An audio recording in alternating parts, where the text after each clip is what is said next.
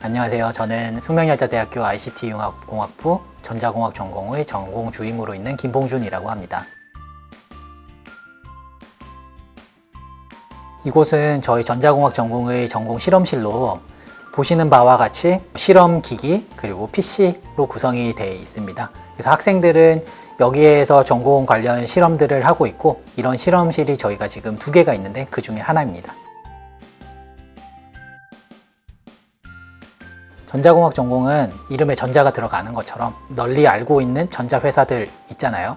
그래서 거기에 들어가기 위해서 필요한 지식들을 공부를 한다. 거기서 하는 것들을 만드는 거죠. 전자제품이라고 하면 뭐 TV가 될 수도 있고 컴퓨터가 될 수도 있고 자동차가 될 수도 있고 굉장히 다양하게 있는데, 그런 기초 전자제품에 들어가게 되는 굉장히 베이직한 부분에서 직접 만들게 되는 그런 지식을 배우는 그런 학문입니다. 현 시대의 키워드는 4차 산업혁명이잖아요. 그래서 4차 산업혁명의 핵심 인재가 되고 싶다 라는 생각을 가진 학생이라면은 그 4차 산업혁명의 핵심 하드웨어는 전자공학에서 시작이 되는 거니까 그런 학생들은 관심을 많이 가져주시면 좋을 것 같습니다. 기본적으로 많은 전공 과목들이 이론적인 배경이 꼭 필요하기 때문에 이론 과목들이 많이 있습니다. 그리고 실습의 경우에는 이런 실습실에서 직접 학생들이 팀을 이뤄서 실습을 하게 되는데, 보통 2인 또는 3인으로 같이 실험을 하면서 학생들끼리는 서로 더 친분을 쌓고 지식도 공유를 하고 즐겁게들 하고 있는 것 같습니다. 특강을 통해서는 사실 전자공학이 꼭 그렇게 이제 멀리 있는 어려운 학문이 아니다. 여러분들 주변에 바로 다 깔려 있는 것이며 기반으로서 존재하는 것이고 꼭 필요한 부분이다라는 거를 학생들이 주의 깊게 들어줬으면 좋겠습니다. 우선 전자공학을 전공을 하려면은 기본적으로 수학과 과학 과목에 대한 흥미가 있어야지 도움이 많이 될 것 같습니다. 그 과학 중에서도 물리를 좋아하는 학생들은 전자공학을 더 좋아할 가능성이 상당히 다분하다라고 생각이 되는데, 꼭 물리를 듣지 않았더라도 전자공학을 듣는 학생들 경험에 제가 기반을 해봤을 때 물리를 듣지 않았음에도 불구하고 전자공학을 들어봤더니 너무 자기랑 잘 맞는 것 같다라고 하는 학생들이 있더라고요. 그래서 과학과 수학에 대한 관심이 있는 학생이라면 얼마든지 할 수 있는 전공인 것 같습니다.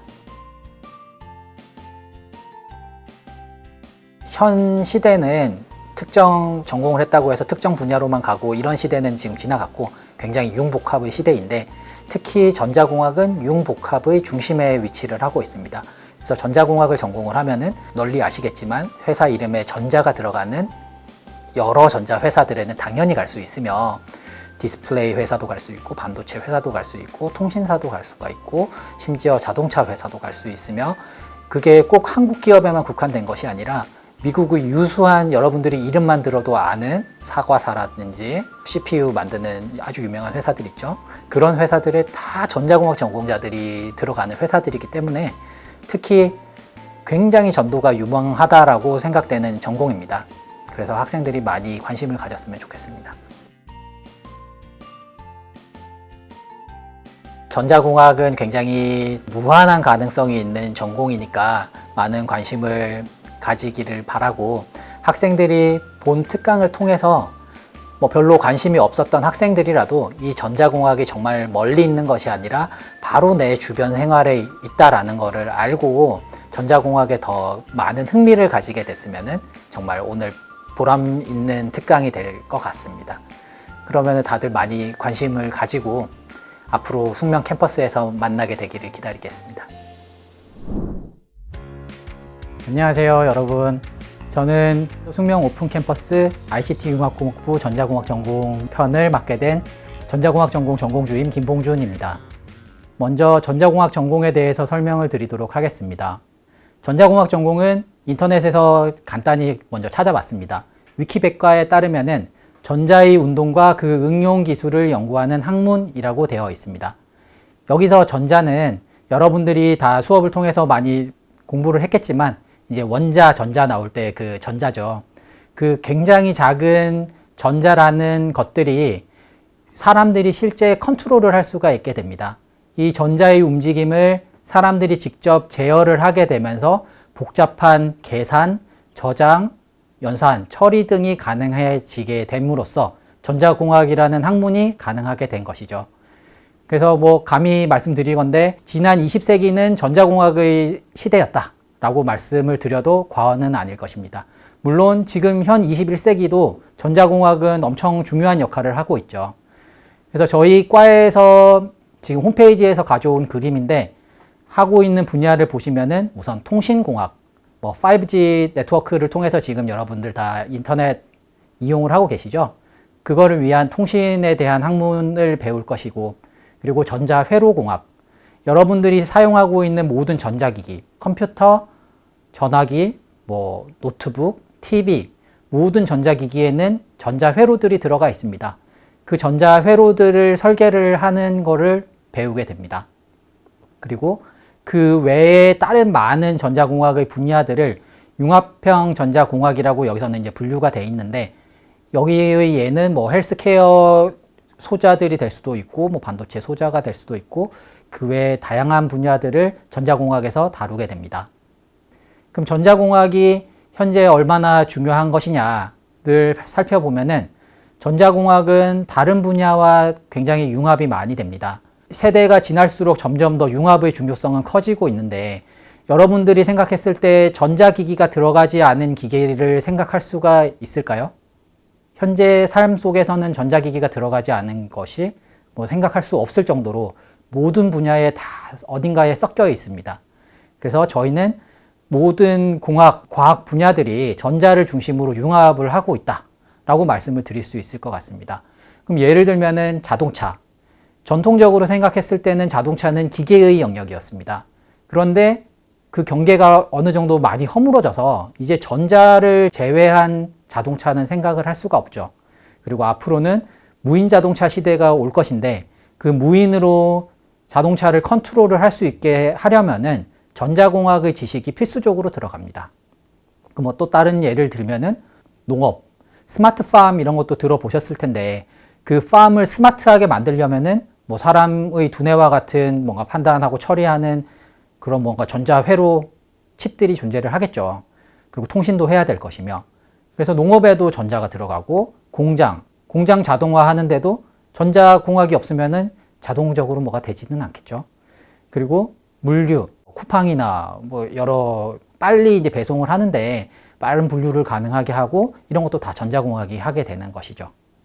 그래서 전자공학은 그런 모든 핵심 분야들의 핵심을 맡고 있다라고 말씀드릴 수 있을 것 같습니다.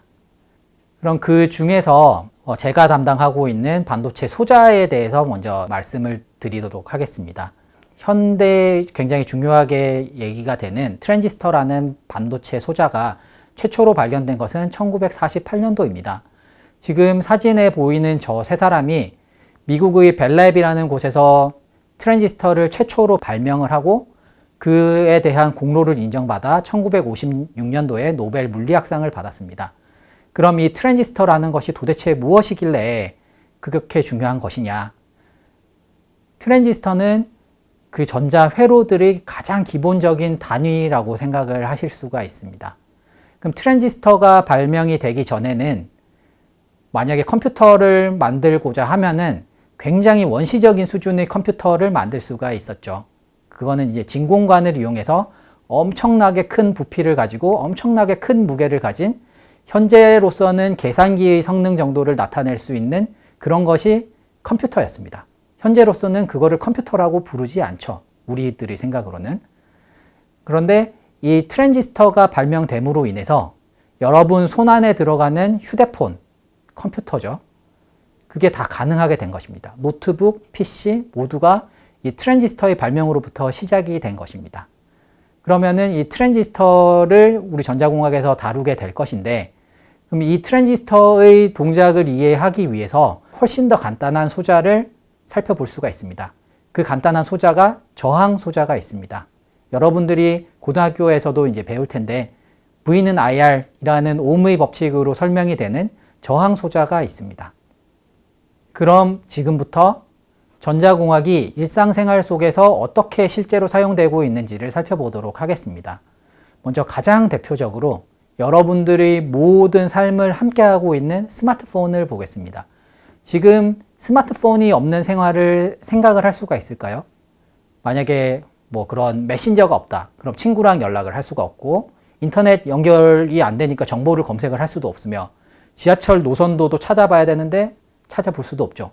스마트폰이 없으면은 생활 자체가 안 될 겁니다. 그런데 이 스마트폰이 우리가 소비자의 입장으로 볼 때는 그냥 이렇게 네모난 기계다, 전화가 가능하다, 이런 정도인데, 그럼 실제로 이 스마트폰 안은 어떻게 생겨 있을까? 스마트폰 안으로 들어가게 되면은 이 디스플레이 화면의 뭐 밝기를 조절한다든지, 영상을 만들어낸다든지, 색깔을 조절을 한다든지, 이런 건 다 전자회로를 통해서 컨트롤이 되고 있습니다. 그럼 그 전자회로들이 지금 보시는 이 인테그레이티드 서킷 사진과 같이 이렇게 복잡하게 칩으로 속에 안 보이는 곳에 다 구성이 되어 있습니다. 그러면은 이 인테그레이티드 서킷을 구성하는 가장 기본적인 단위가 트랜지스터인데, 이런 칩 하나에는 트랜지스터가 수십억 개가 모여가지고 동작을 하도록 만들어지고 있습니다.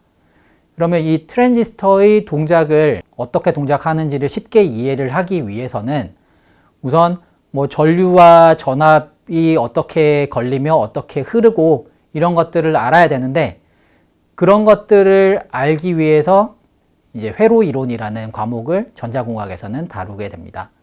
그러면 이렇게 집적 회로에는 엄청나게 많은 소자들로 구성이 되어 있는데, 그 중에 가장 간단한 소자를 살펴보면은 그게 트랜지스터이고, 그 트랜지스터를 더 단순화해서 생각을 할 수 있는 게, 여러분들 뭐 본 적이 있는지는 모르겠으나 저기 저항이라는 소자입니다. 이런 수많은 저항들이 연결이 되면서 회로를 구성하고, 그 회로가 특정 역할을 수행을 하게 되는 것이죠. 그러면은 이 하나의 저항 소자에서 얼마의 전압이 걸렸을 때 전류가 얼마나 흐를 것인가, 그리고 이거는 설계자가 어떤 저항과 어떤 소자를 사용해서 어떻게 설계하느냐에 따라서 전압과 전류를 마음껏 흐르게 조절을 해낼 수가 있게 됩니다. 그러면 그것을 배우는 가장 간단한 식이 바로 옴의 법칙이죠. 이거는 고등학교 때 물리를 전공을 하지 않더라도 누구나 이름은 들어봤으리라고 생각을 합니다. 그러면 이 옴의 법칙이 말하는 거는 간단하게 V는 IR이라는 식으로 표현이 되는데, 여기서 V는 전압을 의미를 합니다. 전압의 단위는 볼티지입니다. 그리고 여기서 I는 전류를 의미합니다. 전류의 단위는 암페어입니다. 그리고 여기서 R은 저항을 의미를 하고 그 단위는 옴을 쓰게 됩니다. 그럼 아래쪽 그림에서 보시는 것처럼 저항 소자가 하나 존재를 하면은 그 소자가 다리가 두 개가 있어요. 그래서 그 소자의 양단에 V라는 전압이 걸리게 되면은 그 저항에는 I라는 전류가 흐르게 된다라는 게 법칙인 거죠. 그래서 V는 IR로 표현이 됩니다. 그러면은 이 옴의 법칙을 이용해서 간단한 저항 회로에서의 전류 전압 특성을 분석하는 것을 연습을 한번 해보도록 하겠습니다. 정말 간단한 회로인데요. 저항 두 개가 직렬로 연결된 회로입니다. 그럼 여기서 보시는 것처럼 1kΩ, 1kΩ의 두 저항이 서로 끝과 끝을 맞대고 직렬로 연결이 되어 있습니다. 여기서 킬로라는 것은 1000을 줄여가지고 킬로라고 씁니다. 그래서 1000옴인 거죠. 그래서 그 두 저항에 10V의 전압이 걸려 있을 때 과연 이 회로에서 흐르는 전류 I는 얼마이며 각 저항에 걸리는 전압 V1과 V2는 얼마인지에 대해서 한번 계산을 해 보도록 하겠습니다. 앞에서 옴의 법칙이 V는 IR이라고 말씀을 드렸는데 그 식을 그대로 사용을 하시면 됩니다. V는 IR이니까 식을 변형을 하면은 I는 R분의 V가 됩니다. 근데 이때 이 R은 이 전체 회로에서의 R이 되기 때문에 R 토탈로 생각을 해줄 수가 있습니다. 전체 저항. 그러면 전체 저항은 어떻게 구하는 것이냐? 직렬로 연결된 저항의 전체 저항은 두 저항의 합과 같습니다. 한 저항이 1000, 다른 저항이 1000이므로 두 저항의 토탈 저항은 1000 더하기 1000이 됩니다. 그럼 2000옴이 되는 것이고, 이 2000옴의 저항에 10V의 전압이 걸려 있으므로 이 식은 2000분의 10으로 써줄 수가 있습니다. 그럼 간단한 산수 계산을 하면은 0.005라는 답이 나오는데 전류의 단위는 암페어라고 말씀을 드렸습니다. 그래서 0.005암페어라고 말씀을 드릴 수가 있고, 그리고 0.001이라는 단위가 되게 거추장스러우니까 이를 줄여서 밀리라고 표현을 해줍니다. 그래서 0.005암페어는 5mA라고 얘기를 해줄 수가 있습니다. 그러면은 이 회로에서 전류는 우리가 구했는데, 그러면은 각 저항에 걸리는 전압 V1과 V2는 얼마가 될지 한번 다시 계산을 해보겠습니다. 앞에서 옴의 법칙에서 V는 IR이라고 말씀을 드렸어요. 그러면은 그 식을 그대로 사용을 하면 되죠. I는 금방 계산을 했으니까 I가 5mA, 그리고 R은 각각의 R이 1000씩 되니까 각각의 전압을 구할 때는 1000을 곱해주면 됩니다. 앞에서 밀리가 0.001이라고 얘기를 했으니까 0.001과 1000이 곱해지면 1이 되고 답은 5V가 됩니다. 그래서 이 회로에서는 각 저항에 걸리는 전압이 5V, 5V. 그래서 토탈 10V의 전압이 걸리게 되는 것이죠. 그래서 내가 10V의 전압을 회로에 걸어주면은 각 저항에 5V, 5V씩 나눠서 걸리게 됨을 알 수가 있습니다. 그럼 방금 우리가 간단한 계산을 통해서 이 회로에 흐르는 전류는 5mA며 각 저항에 걸리는 전압이 5V라는 걸 말씀을 드렸는데, 그러면은 이거를 나는 눈으로 본 적이 없는데 어떻게 알아요? 되게 궁금하잖아요. 실험을 통해서 실제 결과를 확인해 보도록 하겠습니다. 지금 실험에 사용할 기기들은 여기 이제 멀티미터라고 하는 게 있는데, 이 멀티미터를 이용해서 저항값, 전류값, 전압값을 측정을 할 수가 있습니다. 그리고 여기 이 기기는 전원 공급기라고 하는 기기인데, 이 기기를 이용해서 원하는 전압이나 전류를 공급을 해줄 수가 있습니다. 쉽게 전압을 공급하는 기계니까 배터리라고 생각을 해줄 수가 있을 것 같습니다. 그리고 여기에 보이는 조그만 소자들이 각각의 저항인데, 이 저항들이 1kΩ, 1kΩ에 해당하는 저항입니다. 그리고 여기 있는 거는 브레드보드라고 하는데 우리말로는 빵판이라고 하고요. 이 회로를 쉽게 꾸밀 수 있게 해주는 회로판이라고 생각을 하시면 되겠습니다. 그럼 그 이론으로 설명을 했던 회로를 간단하게 먼저 꾸며보면은, 이 저항을 브레드보드에 꽂아서 회로를 연결을 해보겠습니다. 여기 자세히 보시면 브레드보드에는 구멍들이 많이 있어요. 그래서 이 구멍이 금속 재질로 다 연결이 돼 있어서 길이 연결을 해줄 수가 있습니다. 이 브레드보드를 이용하면은 직접 도선을 이용하지 않고 연결들을 할 수가 있는데, 예를 들자면은 여기 파란 선의 경우에는 세로로 다 똑같이 정기적으로 연결이 되어 있는 지점들이라고 생각을 해 주실 수가 있습니다. 그러면은 이 각각의 저항이 아까 1kΩ이라고 얘기를 했는데, 그럼 정말 1kΩ이 맞는지 멀티미터를 이용해서 확인을 해 보도록 하겠습니다. 그 멀티미터는 이렇게 두 팁이 있는데, 이 두 팁을 저항의 양 단에다가 갖다 대주면 됩니다. 1kΩ이라고 말씀을 드렸는데 정확하게 1kΩ이 되지는 않을 수가 있어요. 보시는 것처럼 0.988kΩ으로 거의 1kΩ인 것을 확인을 할 수가 있습니다. 그러면 아까 옆에 있는 다른 저항도 마찬가지로 1kΩ인지 확인을 해 보겠습니다. 확인을 해보면 이 경우에도 0.9867kΩ으로 거의 1kΩ인 것을 알 수가 있습니다. 그러면은 두 저항이 직렬로 연결이 되어 있을 때는 토탈 저항은 두 저항의 합과 같다라고 말씀을 드렸는데, 그러면은 합을 하면은 2000 가량이 나와야 되죠. 2kΩ. 2kΩ이 되는지도 확인을 해 보도록 하겠습니다. 그럼 이쪽 끝과 이쪽 끝을 측정을 해 보면은 두 저항 값의 합인 1.9747kΩ, 거의 2kΩ이 나옴을 확인을 할 수가 있습니다. 그러면은 여기 이 기계가 배터리와 같다라고 했는데, 아까 설명한 회로에서 전압은 회로에 10V가 가해졌습니다. 그래서 10V를 가해 주겠다라고 설정을 해줍니다. 그런 다음에 여기 이제 선이 연결이 되어 있는데, 일반적으로 빨간 게 플러스, 까만 게 마이너스가 됩니다. 그러면은 이 빨간 선에서 나오는 전압을 잘라놓은 도선을 이용해서 이 저항에다가 연결을 해 줄 수가 있습니다. 그리고 마이너스 쪽도 이 까만 도선을 연결을 해서 아까 전에 여기 세로줄이 다 연결이 돼 있다고 했는데 파란 선의 경우에, 그리고 나서 이 전원을 켜주면은 이 10V가 두 선을 통해서 저항에 공급이 되고 있습니다. 그러면은 이번에는 전압이 10V가 맞는지를 확인을 한번 해볼까요? 그러면은 이 멀티미터의 경우에 전압을 재겠다. 전압으로 다이얼을 돌리고 측정하고자 하는 두 지점을 찍어주면은 보시는 바와 같이 9.986V.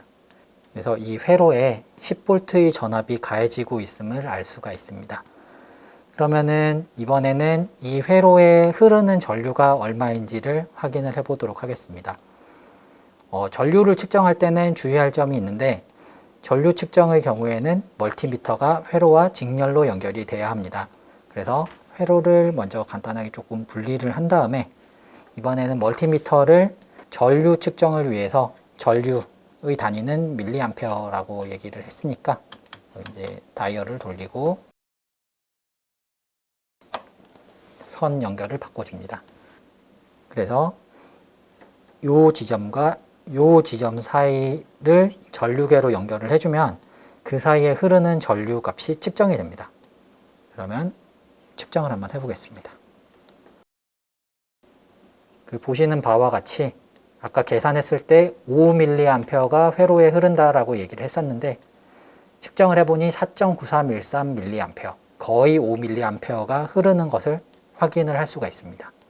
그러면 각 저항에 흐르는 전압이 얼마가 측정이 되는지도 다시 한번 살펴보도록 하겠습니다.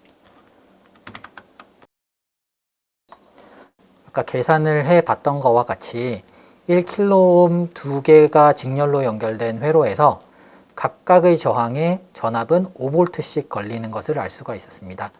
그래서 먼저 왼쪽에 있는 저항에 걸리는 전압을 확인을 해보면은 4.9965V로 거의 5V의 전압이 걸리는 것을 알 수가 있습니다. 그리고 오른쪽에 있는 저항에 걸리는 전압도 측정을 해보면 마찬가지로 4.9889V, 대략 5V가 걸리는 것을 확인을 할 수가 있습니다. 실험은 어떠셨나요? 좀 흥미가 있으셨나요? 그러면은 이번에는 제가 직접 하고 있는 수업에 대해서 설명을 드리도록 하겠습니다. 여러 가지 수업을 하고 있는데 그 중에 한 수업이 2학년 1학기 때 배우는 기초회로 실험이라는 수업입니다.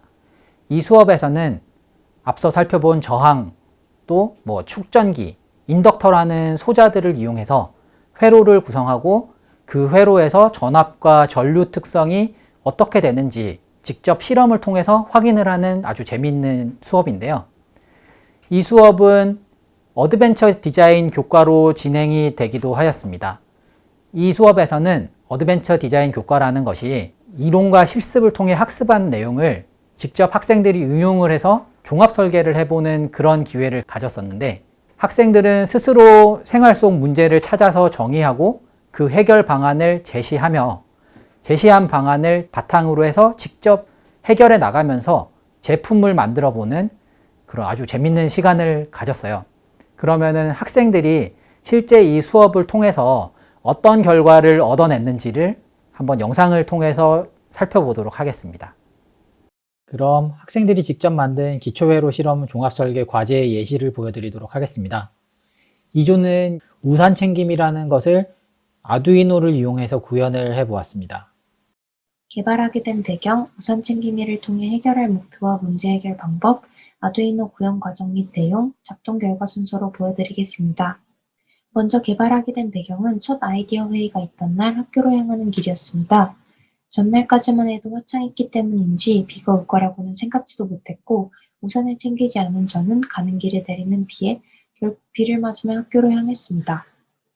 그때부터 이걸 해결하기 위한 방안을 아두이노로 구현해보면 어떨까 생각이 들었던 것 같아요. 생각지 못한 비 맞는 상황을 피하기 위해 매일 일기예보를 챙겨보기도 번거롭지 않나요? 물론 스마트폰으로 몇 번의 간단한 검색이면 그날의 날씨가 확인 가능하지만 마스크를 쓰고 핸드폰 잠금화면을 푸는 일, 급하게 나와야 하는 상황에 검색하는 여유는 찾기 어려울 겁니다. 이러한 문제점들을 해결하기 위해 우산 챙김이는 외출 직전 간단하고 눈에 띄게 우산을 챙기도록 책임져 줄 것입니다. 그림처럼 현관문에 부착하거나 신발장에 비치해 두어 따로 검색하지 않아도 3시간 간격으로 날씨 정보를 가져와 비가 오면 우산을 잊지 않고 챙길 수 있도록 하는 것이 목표입니다.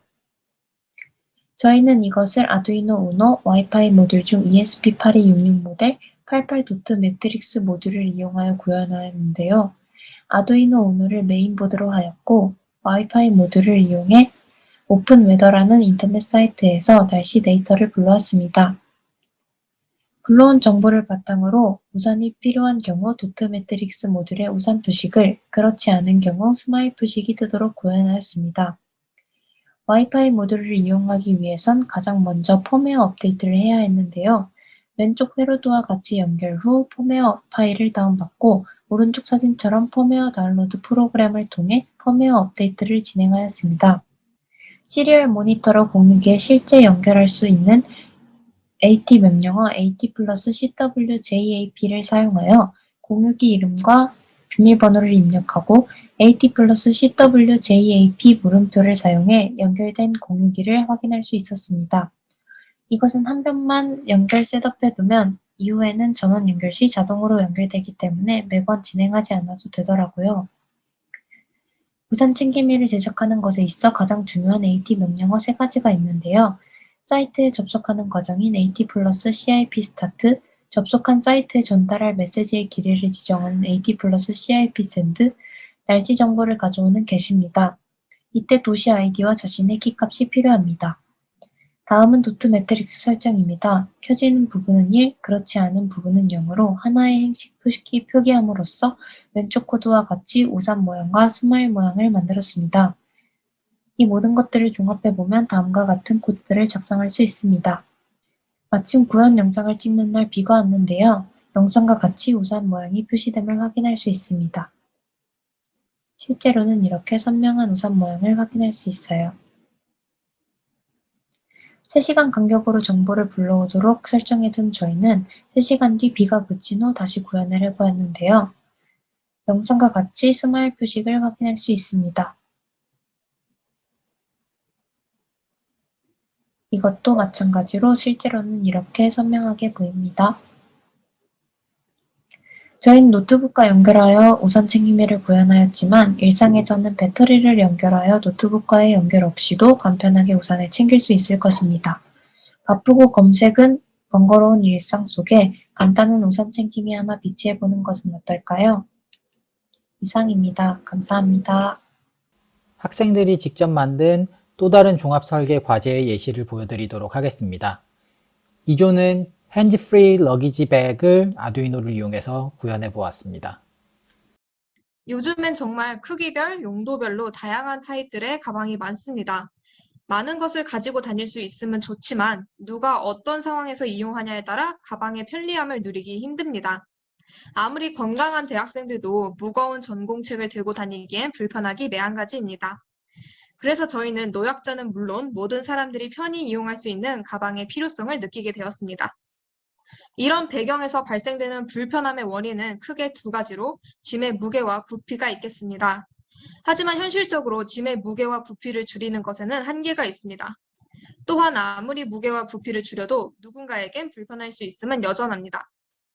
그래서 저희는 그냥 가방을 안 들고 다녀도 되는 방법은 없을지에 대한 고민을 했습니다. 이를 토대로 사용자를 따라오는 가방을 생각했는데요. 처음엔 리모컨으로 가방을 조종할까? 라는 생각을 했지만 이 또한 익숙하지 않은 사람들에게는 어렵게 다가올 것입니다. 따라서 물리적으로 사용자가 존재만 한다면 가방이 따라올 수 있는 방법을 모색했습니다. 이를 실현한 방법은 다음과 같습니다. 초음파 센서와 서브 모터를 사용했는데요. 우선 초음파 센서로 초음파를 보냈다가 되돌아오는 시간을 측정해서 가방과 사용자 사이의 거리를 파악합니다. 사용자와 멀어지면 속력을 내서 사용자에게 가까이 다가가고 사용자가 멈추면 가방도 따라 멈추도록 알고리즘을 구성했습니다. 하드웨어는 초음파 센서와 바퀴가 달린 서브모터 2개를 연결했습니다. 그리고 멋지고 튼튼한 짐칸도 준비해줍니다. 초음파 센서를 위한 구멍 2개는 가방에 멋진 눈이 되어줄 것입니다. 그럼 이제 이것과 브래드보드를 합칩니다. 네, 그럼 이렇게 완성이 됐습니다. 그러면 이제 이 가방이 정말 우리의 손을 자유롭게 해줄 수 있는지 확인해 봅시다.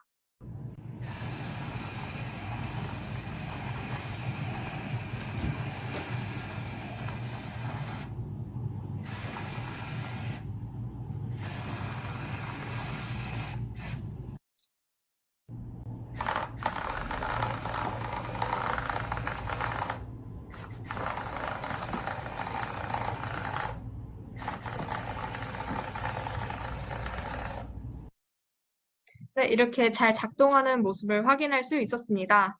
네, 이렇게 우리의 생활은 조금 더 편해질 수 있는 것 같습니다. 영상 어떠셨나요? 전자공학 전공 2학년이 되면은 이런 재밌는 것들을 만들 수가 있어요. 그리고 4학년이 되고 졸업할 때가 되면은 정말 더 재밌는 것들을 많이 할 수 있게 되겠죠. 그래서 전자공학은 정말 흥미있고 재미있는 전공이 될 것이고, 지금 4차 산업혁명 시대에 절대로 빠질 수 없는 필수적인 역할을 여러분들이 직접 하게 될 수 있는 아주 유망한 전공이라고 말씀을 드릴 수가 있습니다. 그러면은 오픈 캠퍼스 행사에 참여해 주신 학생 여러분께 감사의 말씀을 드리며 오늘 발표를 마치도록 하겠습니다. 감사합니다.